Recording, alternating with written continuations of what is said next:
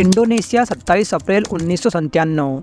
दोपहर को एक किसान एक गन्ने के खेत से अपनी गाय ले जा रहा था। चलते चलते उसका पैर एक अलग ही प्रकार की मिट्टी पर पड़ा जो उस खेत की मिट्टी से काफी अलग थी। उसे वहां पर कुछ अजीब सा लगा। फिर वो गांव में गया और गांव से कुछ लोगों और गांव के मुखिया को लेकर उस जगह पर पहुंचा। लोगों ने उस जगह को एक लकड़ी से खोदना चालू किया। थोड़ा सा खोदने के बाद ही उस मिट्टी से सड़ी लाश जैसी बदबू आने लगी। डर कर उन लोगों ने पुलिस को बुलाया। पुलिस के आने के बाद लोगों ने उस जगह को दोबारा खोदना चालू किया। थोड़ा सा खोदने के बाद ही उसमें जो मिला उसे देखकर उस जगह में डर का माहौल बन गया। लेकिन आखिर वहाँ ऐसा क्या था? दरअसल उस जगह में एक लड़की को सीधा खड़ा करके दफनाया गया था। उस लड़की की दोनों आंखें और मुंह खुला था और वो आंखें उन गांव वालों की तरफ देख रही थी। आखिर कौन थी वो लड़की और क्या था एक शैतानी खेल? जब पुलिस ने उस बॉडी की इन्वेस्टिगेशन की तो बॉडी पास ही के गांव के कमला देवी के नाम से आइडेंटिफाई हुई। पूछताछ में पता चला कि वो लड़की पिछले 3 दिनों से अपने घर से गायब थी। एक 15 साल के रिक्शे वाले ने पुलिस को बताया कि आज से 3 दिन पहले शाम को करीब 7:30 बजे वो लड़की उसके रिक्शा में बैठी थी। उस व्यक्ति ने बताया कि उस लड़की ने रिक्शा एक सुनसान जगह पर रुकाया और वो झाड़ियों में चली गई। उन झाड़ियों के पास ही एक तांत्रिक का घर था। उस 45 साल के तांत्रिक का नाम था अहमद सुराज जी, जो इस इलाके में अपने काले जादू के लिए जाना जाता था। उस रिक्शे वाले से ये बात सुनकर पुलिस हाथों हाथ उस तांत्रिक के घर पहुंची। पुलिस घर को घेर कर अंदर गई तो पुलिस ने देखा कि वो तांत्रिक और उसकी पत्नी अंदर आराम से बैठे थे। पुलिस ने तांत्रिक को कमला देवी के बारे में पूछा तो तांत्रिक ने कहा कि वो इस नाम की किसी भी लड़की को नहीं जानता, पर पुलिस को उसी पर शक था। और जब पुलिस ने उनके घर की तलाशी ली तो एक ड्रम में उन्हें कमला देवी के कपड़े और गहने मिले।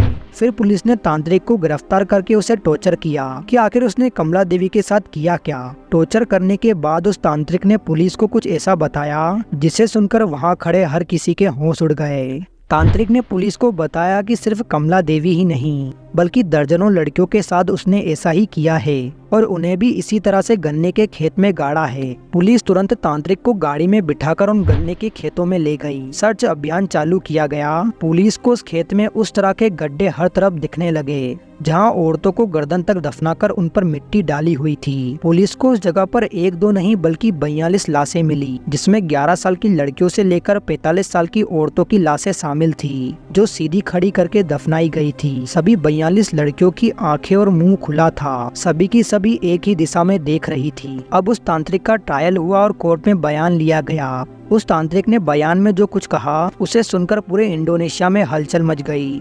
तांत्रिक ने बताया कि इस पूरी कहानी की शुरुआत आज से 11 साल पहले 1988 में हुई थी। उसने बताया कि 11 साल पहले उसके मरे हुए पिता एक रात उसके सपने में आए और कहा कि तुम्हें 70 औरतों का सलाइवा या थूक पीना है। अगर तुम ऐसा कर लेते हो तो तुम्हें बहुत सारी शक्तियाँ मिलेगी और तुम अमर हो जाओगे। तांत्रिक ने कहा कि जब वो नींद से उठा तो उसे ये सपना ना लगकर हकीकत लग रहा था और जो उसके पिता ने उसे सपने में करने को कहा था वो उसने करने का मन बनाया। पर उसके पिता ने ये नहीं बताया कि आखिर वो 70 औरतों का थूक पिएगा कैसे और 70 औरतें आएंगी कैसे।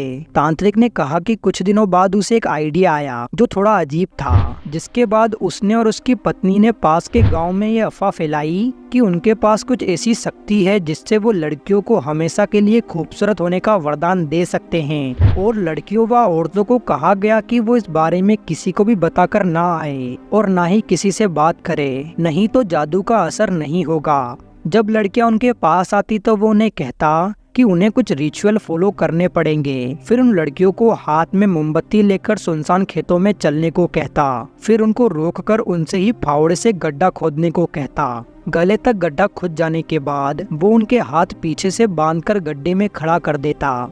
खूबसूरती का वरदान पाने के लिए लड़कियां वैसा ही करती जैसा वो कहता था। फिर वो तांत्रिक उस गड्ढे को पूरे गले तक मिट्टी से भर देता।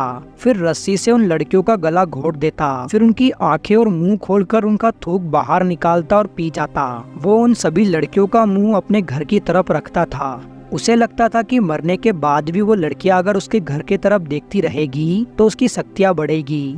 और इन सभी कामों में उसकी पत्नी उसकी मदद करती थी। 10 जुलाई 2008 को तांत्रिक अहमद सुराज जी को इस घिनौने काम के लिए कोर्ट ने फांसी की सजा दे दी और उसकी पत्नी को उम्र कैद की सजा सुनाई गई। आज की इस वीडियो में आप इतिहास की कुछ ऐसी ही घटनाओं के बारे में जानोगे जो आपको वाकई हैरान कर देंगी, इसीलिए वीडियो को आखिर तक जरूर देखें। Number 1, the book of Soyga. इस किताब को द बुक ऑफ डेथ के नाम से भी जाना जाता है। ये एक बेहद ही रहस्यमय किताब है। इस किताब के इतिहास की जानकारी किसी के पास भी नहीं है, लेकिन द बुक ऑफ सोएगा के बारे में ऐसा माना जाता है कि इस किताब में आत्माओं से जुड़े रहस्य और जादुई क्रियाओं के बारे में बताया गया है। द बुक ऑफ सोएगा को एक सीक्रेट कोड की भाषा में लिखा गया है। इस किताब के शब्दों का असल मतलब क्या है ये आज तक कोई भी नहीं जान पाया, लेकिन ऐसा माना जाता है कि 1552 में उस समय के एक मशहूर विद्वान जॉन डी के पास ये किताब हुआ करती थी।